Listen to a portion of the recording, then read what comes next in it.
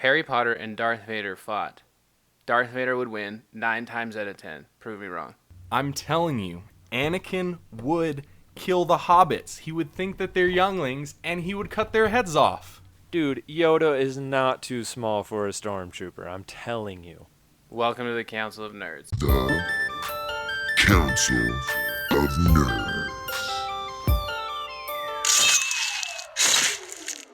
All right, welcome to the Council of Nerds. As previously described, we are said council. My name is Brian, as always, joined by my co-hosts Dan and Logan. How you doing, guys? Good. Good. How about yourself? I can't complain. Baby kept me up all last night, but that's not a big deal. Also, not what we're here to talk about. That's your own fault. I guess that's true. I did choose to have a baby. That's a fair point. Thank you for reminding me of that, Dan. All right, Dan's no longer my friend. Moving on. Open auditions As previous, next week. holding new auditions for the new spot on the Council of Nerds. As we stated in the last episode, the next few episodes we're going to be talking about Harry Potter and the movies in turn. So we did Sorcerer's Stone or Philosopher's Stone. Don't know why that's the only one that has a different name. British. Like, that kind of bothers me. Like, why isn't it like the Chamber of Mysteries and the Chamber of Secrets? Like, Is there a different word for chamber? Like, orifice. I mean, when I think of chamber, I think of no. medieval times, like chamber pot. You know, like where they go to the bathroom. Just The toilet dump- of the dump secrets. pot. The toilet of secrets would work, That would though. work. I mean, it is basically a toilet. You're right. That's the entrance. I mean, that's there you go. We're talking about the toilet of secrets today. Yes. I don't know how you guys feel about this one. For me personally, probably my least favorite book, Yeah, if I'm being honest. I will say that And for me, like it's my least favorite movie for sure, and I Okay. would say it's actually my least favorite book as well. But it has one of my favorite. The book has one of my favorite lines out of all the books. So. okay, interesting. Yeah, no, I don't know why this one just doesn't tickle me as much. I think that there's some good characters in there. I'm excited to talk about it. Yeah. I think it'll be fun. I'll be honest. I'm gonna go ahead. I thought we were on book 3 this week.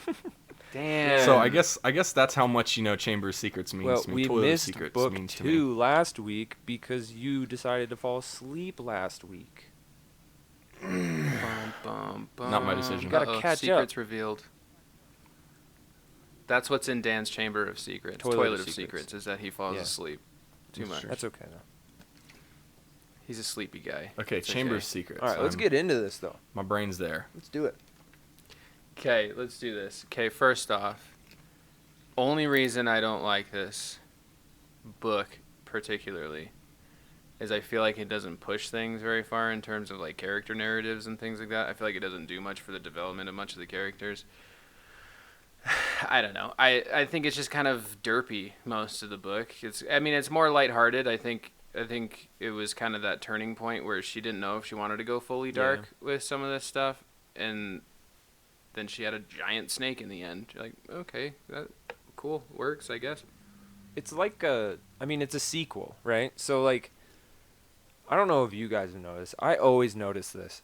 When it comes to sequels, and it goes for like every franchise, specifically movies though, but it's seen in books, but like, I always feel like the sequel to a really good start of a great story, great franchise, the sequel is always, it's like the actors or the characters are like too comfortable with each other. Does that make sense? So like, they're like for example, in the second Harry Potter, I just feel like they're all just like, oh, back to Hogwarts, let's go. I've only been in the wizarding world for 1 full year, but I'm back in it. It's just like kind of like not gritty, and it's not. I feel like it's not genuine. It's just too loose like that. I don't know. I've never liked sequels.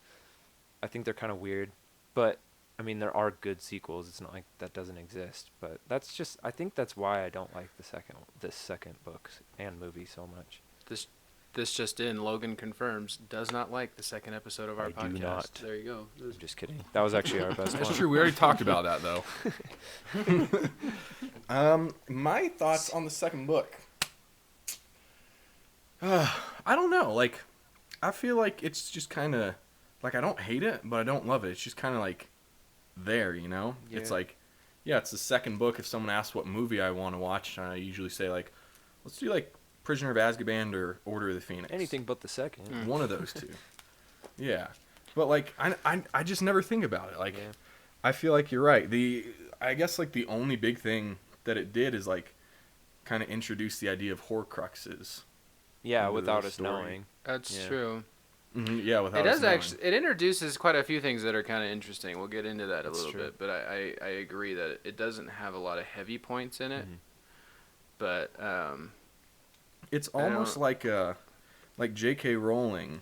After the first book, you know, obviously the first one was written targeted towards children, and it was like this worldwide phenomenon or something. I think I figured it was, because they all were.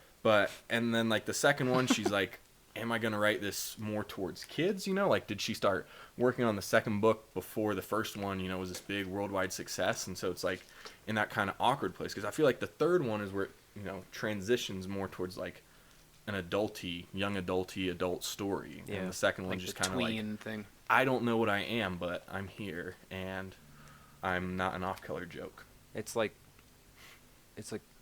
You're not an off-color joke. I Dan. Your life almost is an made off-color one. joke. I am good. I'm just waiting for Dan to start talking about hippogriffs and crap because he has no idea what we're actually talking about yeah. today. So he's Buck like, just Beak you is my wait, favorite just character. you wait. Challenge accepted. Speaking of favorite characters, and this I feel like is a controversial statement. I love Gilderoy Lockhart. Dude. I think he's one of the best Dude, characters. Yes. I don't know why. I know that he's a total scrub. But man, does he fake it till he makes it, man. He's It is such it an is egocentric. incredible. It's funny. It's beautiful. It's My favorite He thing about reminds me of Lockhart, Dan. the Audible books. Who reads those? you mean the audiobooks? Yeah, the audiobook. Yeah. I have it on I'm all Audible, about that's all I said. audiobooks. I don't know Jim who- Dale. Jim Dale. Dale. His voice, I was- absolutely love I it. Like I had to every search time my I brain hear him, for I that. just want to punch him because he's like, Harry. Dude, that's my Harry. favorite part. Harry. That's what I mentioned at the beginning. I know, I love it, that. but I hate it. I freaking love it. He's just like Harry, this day- Harry, Harry. Celebrity is as celebrity so does. funny. It's so good. To this day, I will always love when he gives out the test to the students in his first day in class. Like, only a few of you remembered my favorite color is Oh, yeah. lilac. And I'm like, that's gold. That is That is gold. That is the best. Like, what a weird color. It's not Like, even a color. People if you who ask have, people who are that specific about what their favorite color is, just come on. Your favorite color is blue. me. Yeah. Like, come on. It's fine. Don't be that guy. I'm not gonna say an off-color joke. I like Good censorship. Gilderoy Lockhart's funny. I would say. Let's see. I'm trying to search my brain. It's been so long since I watched the second one, but my favorite character. I love Gilderoy Lockhart. That line alone, just when he's like Harry, Harry, I think that's so funny. It makes me laugh every time. But he's not like a favorite character because he comes and he goes instantly. He's out of the stories. But I would say I think Ron's pretty funny in this one. I like Ron, what he does with it, he has the broken wand. It's his idea, kind of his ideal to steal the car. I like Ron, and it's not because I'm a ginger that I like Ron. I'm not into the Weasley fan thing. I'm just because I'm a Slytherin. I'm a ginger and I'm a Slytherin. This is my TED Talk. Thank you. You really have no soul. Yeah. Thanks for coming to my Literally. TED Talk. Dan, what house are you? You know what? I believe that I'm a Hufflepuff. I took it in high school, and I was a Ravenclaw, and then I took it in college, and I was a Hufflepuff. You're a Hufflepuff. So, I'm Yeah. definitely a Hufflepuff.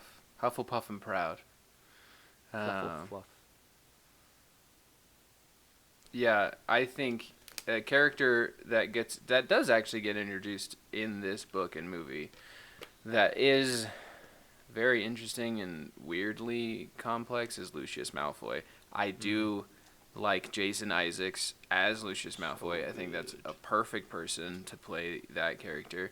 His wig definitely gets better from book or movie 2 to the later movies because it is Definitely. not good in the second Fact. movie. But this is a fun fact that I was like, I don't know, it was like 3 months ago that I found out that Diagon Alley is literally just diagonally broken up into two words. I feel stupid. And Nocturne Alley is nocturnally broken up into two words. And I pooped my pants when I found that out. I just pooped my pants. That was a moment of clarity and stupidity all in the same moment where I was like, how have I not realized this at this point? Lucius But is solid. there you go. Lucius is a good. I would say Lucius. I don't know. Maybe it's Worst Death Eater Yeah. ever. But it's funny. The Malfoys are interesting. Let's just put it that they're an interesting group of people. For sure. they're whiny. They're whiny. They're They're annoying. just super selfish. Like they're only out for themselves, and we see that mainly in the 7th book and movies. Like in the end, it's just whatever side's winning, we're on that side. That's how we're gonna go. Mm-hmm. That's the Malfoys. Have you guys ever run into people like that in your lives? Like, I feel like I don't know anybody that was genuinely, like, tried that hard just to, like, I don't know, like, they were that weaselly to be successful. I don't know. It just seems like it would take a lot of effort to be that gross. Like, you know what I mean? Like, it just seems like not a life that I know a lot of people would want to live. I mean, I can think of one specific dude, but it's kind of personal. Just kidding. It's my dad. Ah, yes. Uh-huh, right. Well, we don't need to cross out. I was thinking you were going to say Dan, because No. that really does ring. Dan's a cute little No. Hufflepuff. It's true. Dan's kind of the I have no pinata today. ambition. You have no ambition? That's so sad. Like, why would you say that? Like, don't know. Hufflepuff will not put you on the road to greatness. Just gonna say that. That's true. there's no doubt Yeah. about that. There's no doubt No about doubt. that. Hey, Hufflepuffs are the potheads. I'm totally okay with that. I am 100% okay That's with that. true. Fits Dan and my personality fine. You can be the shyster who lives under the lake. That's totally fine with me. I just Do we have to tag it for profanity now? At least in Russia or whatever that's from. Why? Russia. They're not gonna listen isn't to that us in what Russia. Shite is? Dang. Who do you think listens to this, Dan? You got like 10 followers, dude. Oh, Come on. maybe. Well, Russia's a country. There's only like 200 or 300. I think you should Yeah. do some research. Anyway, For those 10 followers, tell your friends. You know, we're clearly very entertaining and in no way broken yeah. up. In our And if your friends are conversation from pieces, Russia, just tell them we didn't mean anything by that word. Moving on. but there you go. Moving on. Thank you, Dan. Yeah. Nice segue. Sorry. Okay, this is an interesting point. I think it'd be interesting to talk about the things in each book that don't make it into the movies. Because in the last episode, we kind of talked about Peeves. That's a very overarching thing that didn't make it into all of Right. the movies. But in this one in particular, for me, I think Professor Binns was a huge oversight and something that could have been really cool. The ghost professor Oh, right. that teaches history of Yeah, magic. the boring class. Yeah. Yeah. He his story, like, he died and then his ghost just got up and started teaching. How did he die? Like, he just died of old Wow. age. He was just an old dude. Like, how much of a unit do you have to be, though, to just get up out of your body and go teach your class? Like, what the heck? Like, I call in sick when I have the sniffles. This guy died and still went to work. Like, what the freak? Probably a Hufflepuff.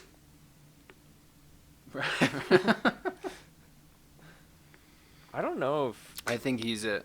Because in the book, he's the one who actually tells the students about the Chamber of Secrets, not McGonagall. that's right. Yeah. In the movie, they go to McGonagall, I remember- but because he's the actual historian, they go to Yeah, I him. remember like listening to the book and that part came up and I was like, "Wait, I thought McGonagall did this."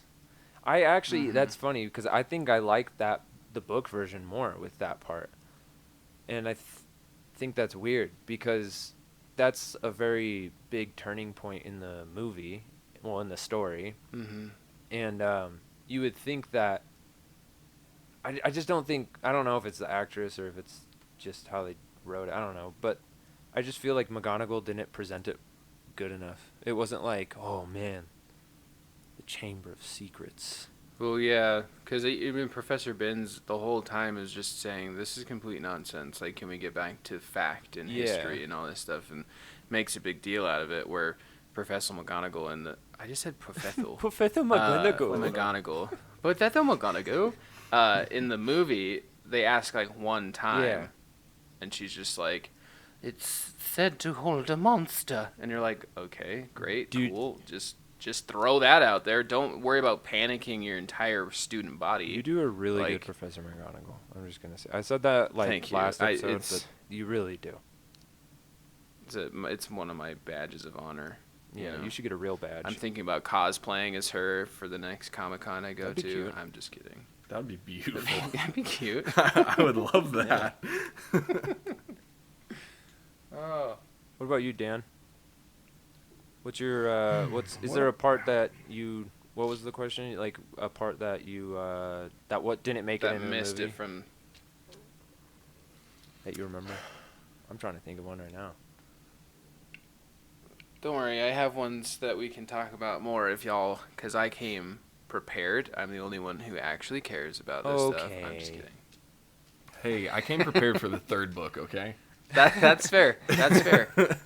You know what? If we were talking about hippogriffs and crap right now, You'd be on point. you'd be on point. Mm-hmm. Oh, yeah, Yeah. I'd be leading. I feel like there's nothing that really jumps to mind that, like, feels disconnected for me from the books and the movies. But maybe that's I'm having a hold my beer moment right Yeah, now. do that, where I'm because just I can't think of ready one to crack either. them off. Ready? I have Hit a us. few. Get I'm my ready. notebook out. Get my notebook out here. Okay. Never talked about in the movies the sequence where Harry finds out that Filch is a squib. Oh, yeah. Oh, that's in. Never talked Isn't about. that in like a like kind of, not really. It's not like the books, but like in the, like, they have like an extended cut for the second one, and I'm pretty sure it has the like envelope, the letter that he gets for the Mm-hmm. scrubs. I don't know what it's called. I forgot. It's, quick book spell course or quick spells. Right, Something, I yeah, don't know, something like that. that. He finds the letter, and like I think it kind of, the camera shows what it says on the letter really fast, like the you know what it's for, and then Filch like grabs it and like hides it, and then is like kind of embarrassed. But that's it. That's all it does. Because it doesn't talk about it at all, and that's why Filch is so convinced that Harry's the one Yeah. who killed Mrs. Norris, because he found out that he's a squib. Right. Like, so it's a huge Yeah. deal in the books, and it gets glossed over in the movies. So that's kind of interesting. Also tied into that is Sir Nicholas was talking to Harry before he got pulled aside by Filch to get detention, and then Filch thinks it's Peeves doing it, but the vanishing cabinet gets broken by Sir Nicholas to cause noise so that Harry can get out of detention. What a homie. Which becomes important because Fred and George throw Montague, is his name, into the broken vanishing cabinet in book 5, and then he can't get out, which then gives Draco the idea to fix the vanishing cabinet to match with the one in Borgin and Burke's to get the Death Eaters into the castle for the fight in the 6th book. So that's actually a really cool moment that I didn't know until I That's a reread really it the most cool, recent yeah, time. that's a cool tie together. Yeah, I think I listened to the book last fall, and I remember thinking that, and I was like, that's really cool, because, like, I feel like I always wondered, like, if she had, like, the series planned out the whole time, or if she, like, started writing it, and then she was like, oh, let me add some stuff, you Yeah. know? So, Here's another Oh, one. hold on. I remember. I Oh, go kind of ahead. thought of one. And I think I actually mentioned it in the first Harry Potter episode we did last time. But when they go into the dark forest, Harry and Ron go into the dark forest for the spiders. Mm. That part, okay, it kind of plays in with the question, but so Ron had never gone into the dark forest in the first book, Right. right? And so in the Right. second book, when they do go in there, he's absolutely terrified because, first of all, he hates spiders and they're following a bunch of spiders. And then he's heard so many stories of all these different types of creatures, werewolves and such, inside the dark forest, and he's terrified. And in the movies, we mentioned last time, they threw Ron into the dark forest in the first movie. And so in the second movie, he's terrified because he hates spiders, but he's not like, I feel like it's not as terrifying as it should have been. And I think that was a big miss. In my book, I think that's a big miss. That's true. 'Cause I think it's a big moment for Ron in Yeah. the books, where it's like he has to face multiple fears to be able to. I mean, and he does it to save Hermione, because at that point Hermione's already been Oh, petrified. yeah, right. And I think that's his motivating factor, is saving one of his best friends. And I think that that's really pivotal to the entire friendship arc of the 3 of them, because yeah, Ron and Harry came to help her with the troll.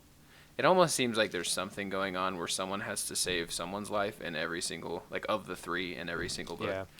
But this time it was, having the opportunity to save Hermione by solving this mystery. And so I think that ends up being the motivating factor there. So, I mean, I agree with you. It's definitely an interesting Yeah. miss, and I don't know why they built it that way. But, I mean, if you only have an hour and a half and you want to highlight the 3 main characters, I guess you got to chop Neville at the knees to do that. But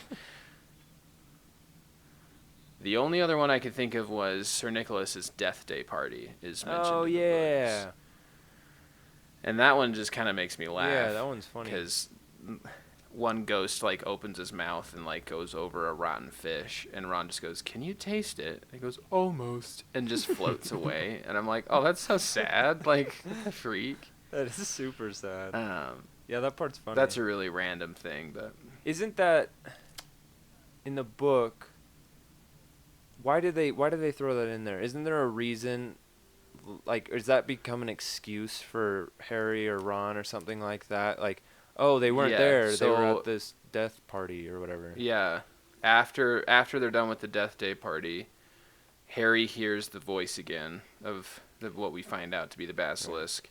But that's when they find Mrs. Norris. Oh, okay. And so they're like, "Where were you? You weren't at the feast." And they're like, "Oh, we were at Right. the Death Day party. You can ask any of the Where in ghosts the that were there." movie it was he was in detention with Lockhart.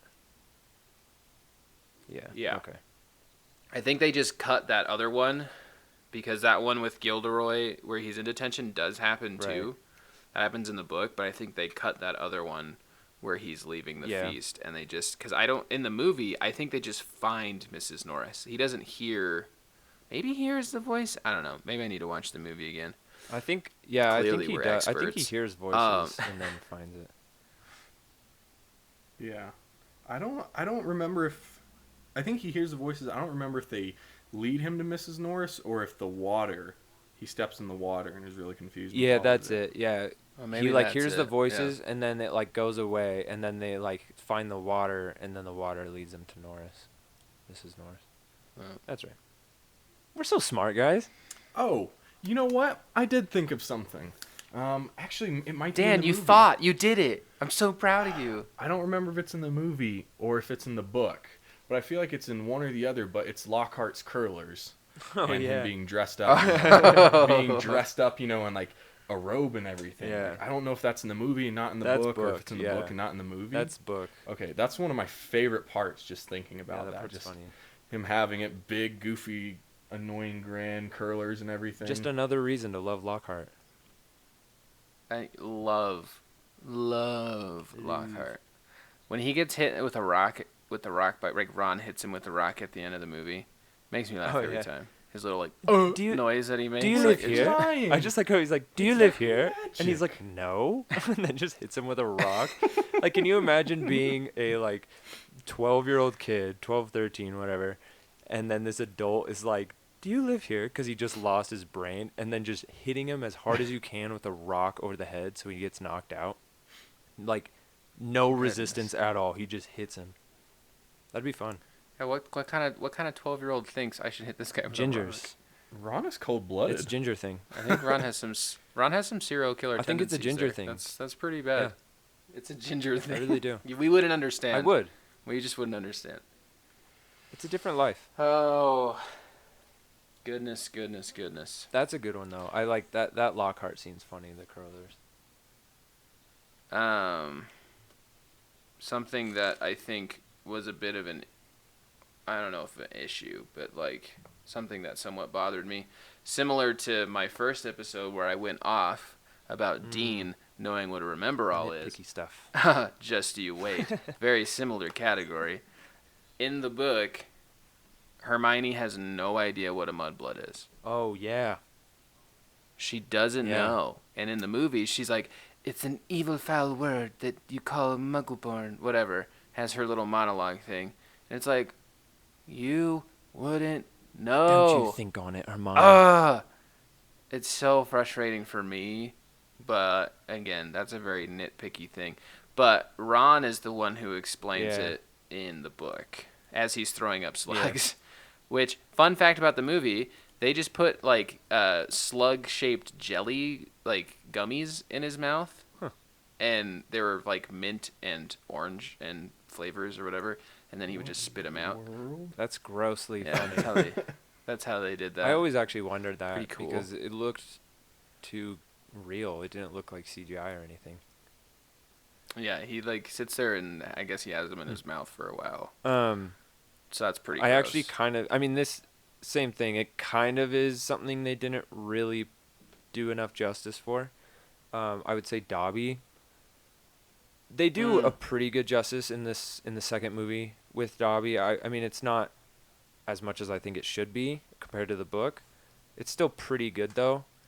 Right. But yeah, Dobby's like Neville. He just gets the shaft on everything.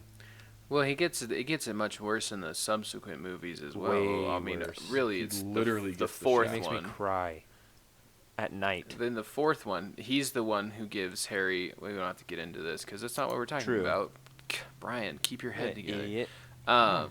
But in the fourth one, he's the one who gives him gillyweed and not Neville. Oh yeah. So it's kind of a weird moment where they actually give Neville a moment but take it away from Dobby. They're and, making up like, making up for it's past just- mistakes. Speaking of Dobby, the first time you see his eyes in the hedges when he's still at the Dursleys, there's a super sad moment where Harry sits on the bench by himself and just goes, "Happy birthday to me, happy birthday to me," just like singing alone to himself on his birthday. And every time, my heart dies a little bit, just a little bit, and it makes me very. You wanna hear sad something for really the sad? bespectacled 12-year-old. Is it about your No.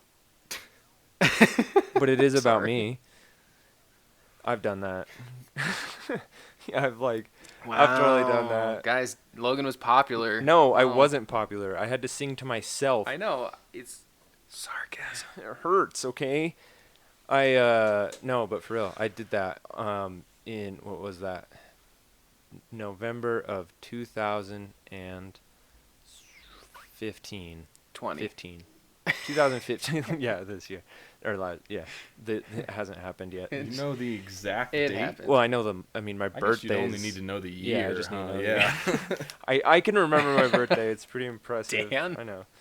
Dan's Isn't it like, I don't crazy? know what my Your birthday is is. the same day you guys were born. How crazy is that? Wild.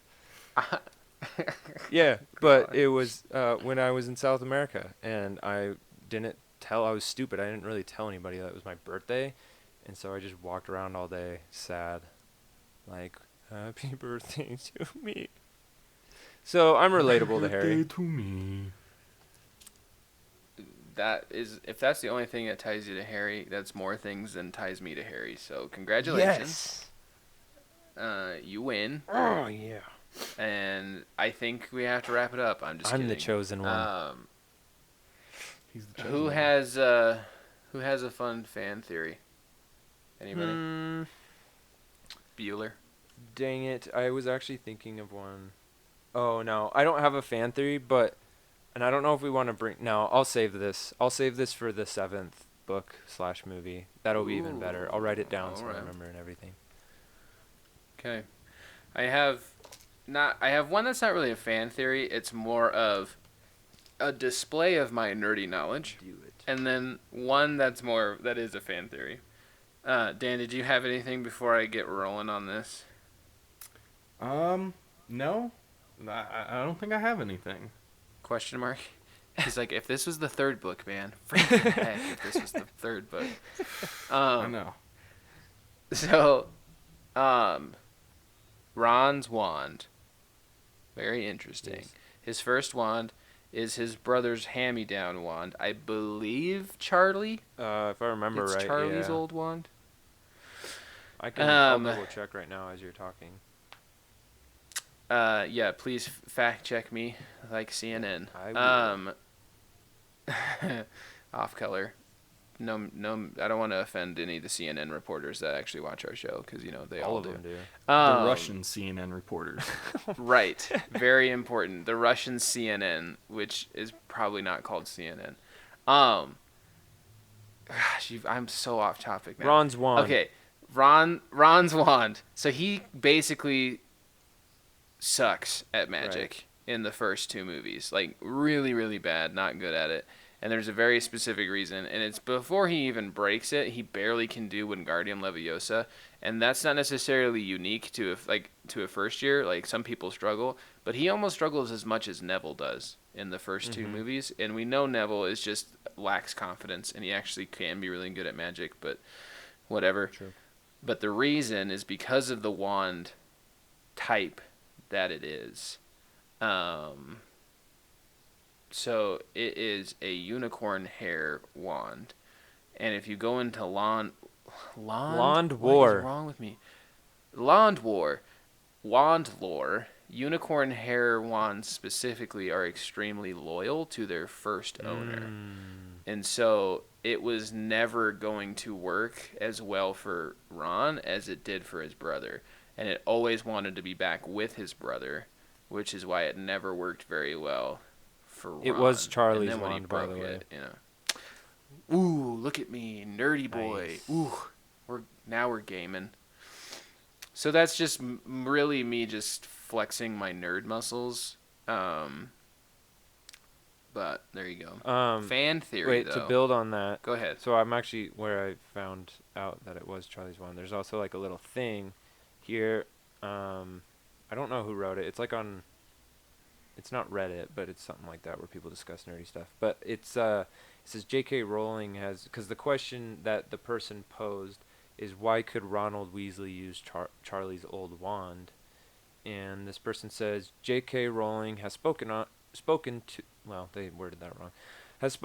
this issue on a number of occasions. The most instructive quote is probably this one regarding wands and family allegiance.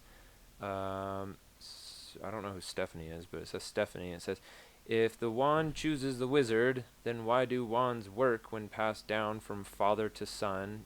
E.g., Neville had his father's wand, and of course Ron has Charlie's. And J.K. Rowling says, as established by Ollivander, a wizard can use almost any wand. It is simply that a wand that chooses him or her will work best. Where there is a family connection, though, a wand will work a little better than a wand chosen at random, I think. End quote. So that's pretty cool. Yeah, I think that there's even more to this with Neville, where Neville basically sucks at magic for the first 5 years. He gets a little bit better at the end when he's gaining confidence with the Dumbledore's army, but then his wand breaks at the Battle of the Ministry, and he gets a new wand in the 6th book. That's his wand, and that's when he becomes this awesome, not awesome, but a lot better wizard, because he has a wand that chose him instead of having his dad's. That's interesting. They didn't do that in the movie at all. Nope. That's a sad thing. No, they didn't talk. Well, they don't even talk about Neville's parents for longer than 30 True. seconds in the movie. But we'll get back to that. for a later That's pretty time. sad, actually. That makes me sad. That whole story arc It's is such very a good story arc. Anyway. Yeah, that's a good theory. I like that one. Any hoozles. That's also when you see Lockhart again. Actually, in the books, is when you go see when you meet Neville's parents. You also see yeah, Lockhart they're in in the like hospital. they're in like the cuckoo hospital. Yeah. But I digress. Fan theory that I would say is somewhat controversial. J.K. Rowling has already said this isn't true, She but says a lot of things. that doesn't mean that I can't still believe it's Yeah. true.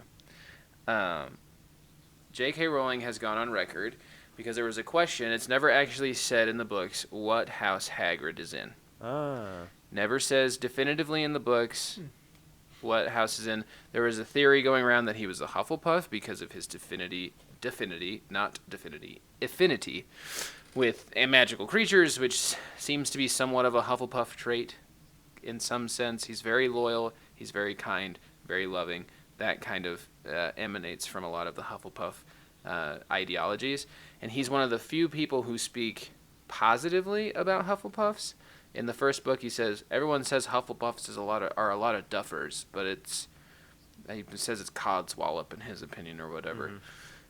So people are like, ooh, maybe he's a Hufflepuff because he's being nice. No, Logan will enjoy this. Hit me. Hagrid Yes. is a Slytherin. Yes. We're not bad people. Ooh. A Slytherin. Ooh. That's why? Dan- How did somebody Dan's come up like with this? Dan's like no. Dan is not convinced. Dan, Are you a Hagrid fanboy? You know, I think Hagrid is actually a Death Eater. Wow.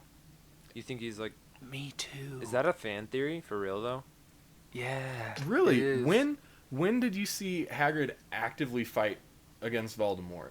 I'm not going to go in depth. The only time he actively fought against Voldemort in the movies, and I think in the books, is when it was clear Voldemort was going to lose. Also, another thing, he falls out of the motorcycle when they're escaping, and he survives. How? By falling? You know, Giant's still going to get hurt when they fall hundreds, if not thousands of feet. So he, had to have flown somehow, but he didn't have anything. The only other person who knows how to fly with unassisted flight, Voldemort and Snape. It's true. At least in the books. In the movies, all Death Eaters can do it. I don't think that he is. I don't think that he is a current Death Eater. I think he was going to be and was affiliated with. This ties into it with. He was affiliated with Tom Riddle when he was at school. I do think there's some interesting stuff with that Death Eater theory, with him being later in life a Death Eater, and we can get into that, I think, a little bit down the road. I'm very interested. I'm going to write that Super down. interesting, actually, because I just thought about stuff.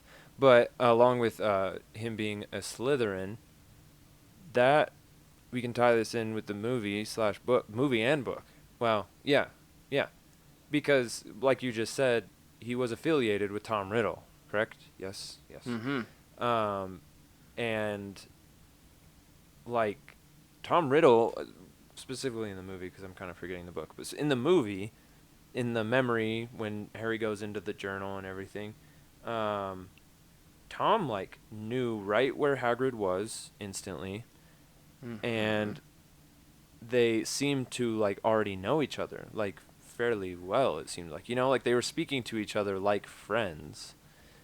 You're getting to the Yeah, core of the fan theory there. And then I would also say that after he got expelled, I don't know, personally, if I got expelled wrongfully from Hogwarts and my wand was destroyed, I don't know. I mean, like, I would try hard to put my wand back together in an umbrella, but I also would be pretty mad, right? Like, I'd be pretty TO'd. And I would... Well, would you be mad at the school, or would you be mad at Tom Riddle? I'd be mad at the school because they didn't know Tom Riddle did it, right? They didn't know. Yeah, but Tom Riddle's the one who, quote unquote, caught him. True. Dang, you But- killed my theory. Everyone thinks... No, not many people know that Voldemort's true identity is Tom Riddle. No way. That's Talks true. about that in the later books. Wow. What? Dude. Yeah. Yeah. What? I saw it. Yeah. Yeah, so I mean, you're getting to the core of the fan theory. So here's more parts of it that lean to him being a Slytherin. You kind of hit on a lot of things with it. With him knowing Tom Riddle, they seem very formal. People have stated that there could be a lot of reasons for that. I mean, Hagrid does stand out in a crowd, easily spotted 7 foot, 8 foot dude at school is going to stand out. That's pretty obvious. So people have gone as far to say Tom Riddle was attracted to very powerful but manipulatable people that he could manipulate. If you think about Hagrid, this is a sad fact about Hagrid. This has nothing to do with his magical ability, but he is incapable of producing a Patronus because he doesn't have a happy enough thought. He lost his mother at birth. He lost his father at 12. He was expelled from the only place he felt like he was home, at Hogwarts. He was given a decent job, but the guy he worked for at the time, which was, I think, is Agarian Pringle. I know his last name was Pringle, which I always thought was funny. He would hang students by their thumbs to punish them and things, and not a nice guy. He doesn't have a happy enough memory to produce a Patronus, even if he had the magical ability to do so. So sad. But you think about that kind of kid, and if he's approached by the most popular kid in school, Tom Riddle, the most popular kid in school, it's like, hey, come hang out with me. You're big, you're strong, come be my homie. Be my bruh. There's a theory that he was basically Tom Riddle's Crabbe or Goyle. That he was loyal to a fault to this guy who gave him attention and would defend Tom in different situations. Kind of a digression there. But where are they in the flashback? Dungeon. Anybody remember? What was that? Dungeon. Whose dorm or I know. house? I know. The common room? Who's in the dungeon? Me. I know. Go ahead. Slytherin. I choose you. Slytherin. So, if you think about it, in the second movie, this stuff has happened before in the past, right? So, and Dumbledore was at the school when it happened the first time. So you can assume that the precautions that they're taking in the Harry Potter timeline are probably similar to the precautions that they took when it happened the first time. Teachers patrolling the corridors, prefects patrolling the corridors, head boy, head girl patrolling the corridors. In the movie, Ron, Harry, and Hermione barely make it out of Gryffindor Tower with an invisibility cloak without getting detected in the books. It does more in the books than in the movie. But are you telling me that the clumsy 8.5-foot tall, derpy 12-year-old Hagrid is going to sneakily make his way all the way to the dungeon from Gryffindor Tower? No. Not happening. Definitely He's not. huge. He was already in the dungeon because he was a Slytherin, and he kept his creature close to his dorm room, his common room, whatever they're called in the stupid crap. I love Harry Potter. It's not stupid crap. I take it back. Common room. The common room, so that he could access it when he needed it. There's too many things that make it too convenient for him to have been a Gryffindor. The kitchens aren't far from the dungeon, so there is some leniency on whether or not he'd be a Hufflepuff. But then you have the formality of him and Tom Riddle and other things like that lean him to be a Slytherin.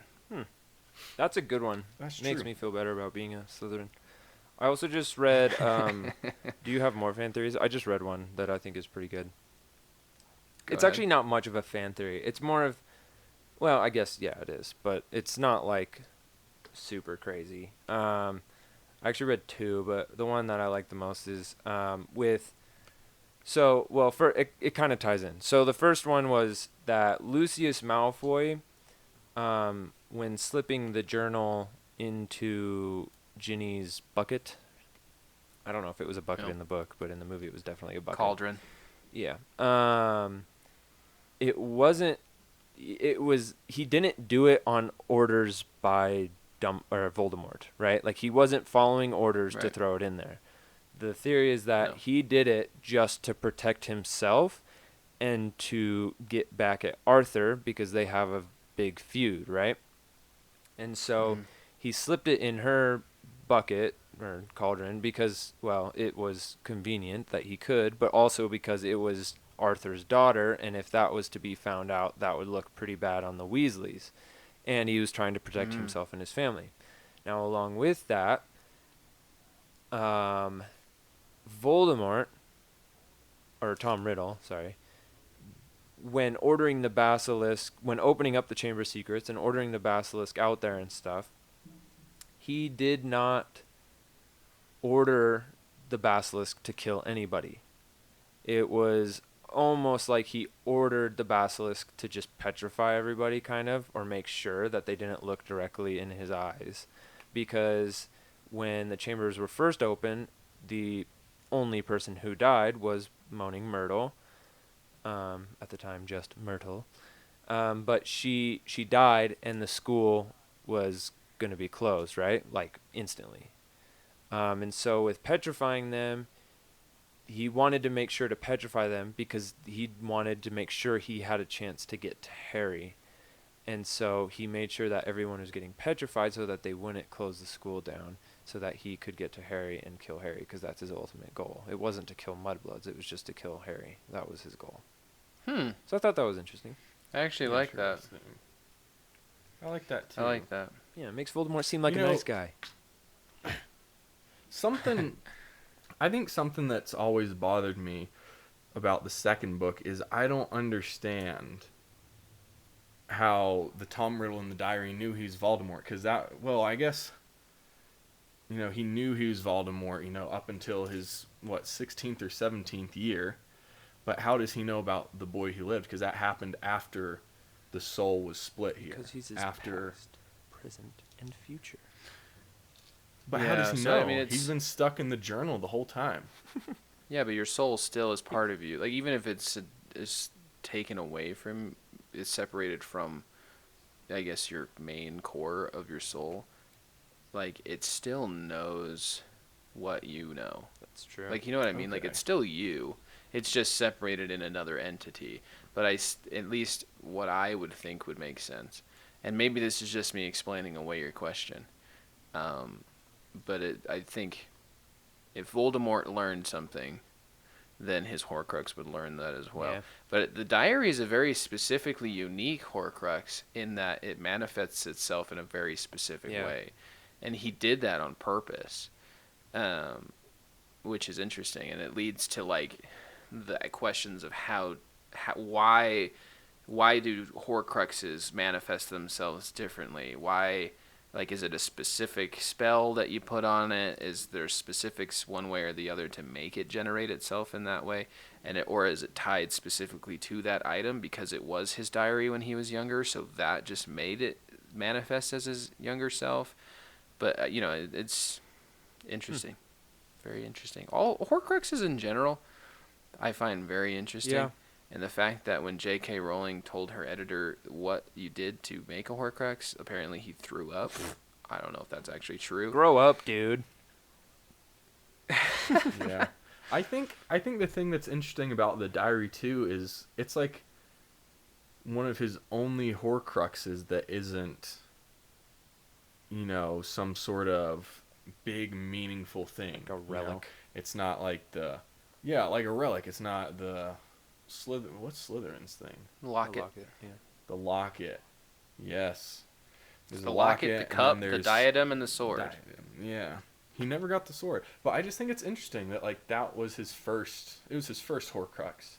And then from something as simple as his journal, his diary, he decided to go after all these big things. Was it his first Horcrux? I think so. I think the ring was his first Horcrux. Did he have the ring by Yeah, then? I think it was the ring. When he went and killed killed it. the first time he killed anybody was his dad. Yeah.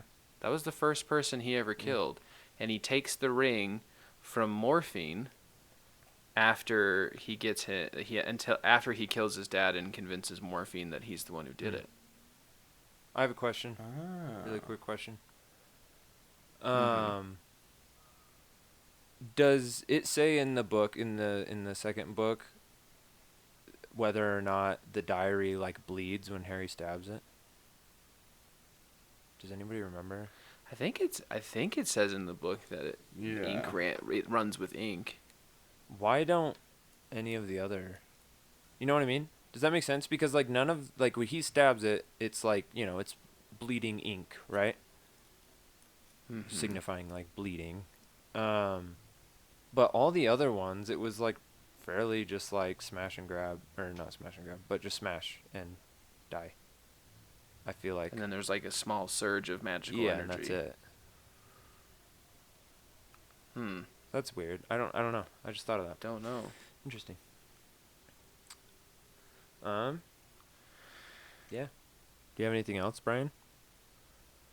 No, I mean for this one, that's the slim pickings of this one. Well, there's also the theory of why Dumbledore hired Gilderoy. Ah, yes. Because everyone's like, what the heck is up with this 'Cause guy? all the other ones had a purpose. Like what? Yes, and so then you think, Oh. well, I guess this one should have a purpose too.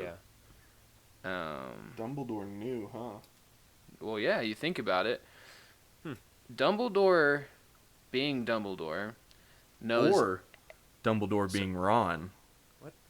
what? Is that a thing? Yeah, that's a theory that Dumbledore's gosh. actually Ron. Okay, save that one Oh. for next week because that I want to hear that, but Yeah. I don't want to take up too much time. Write that Yeah. down. Write that down. Okay, I'll put Uh, that on Funny. Dumbledore knows every wizard that means Right. anything. Like, if you're a notable wizard, you know Dumbledore or Dumbledore knows you. So you think about what Gilderoy, we find out, has done and has taken these notable wizards and basically put them in a hospital without a brain and has taken credit for all their Right. work.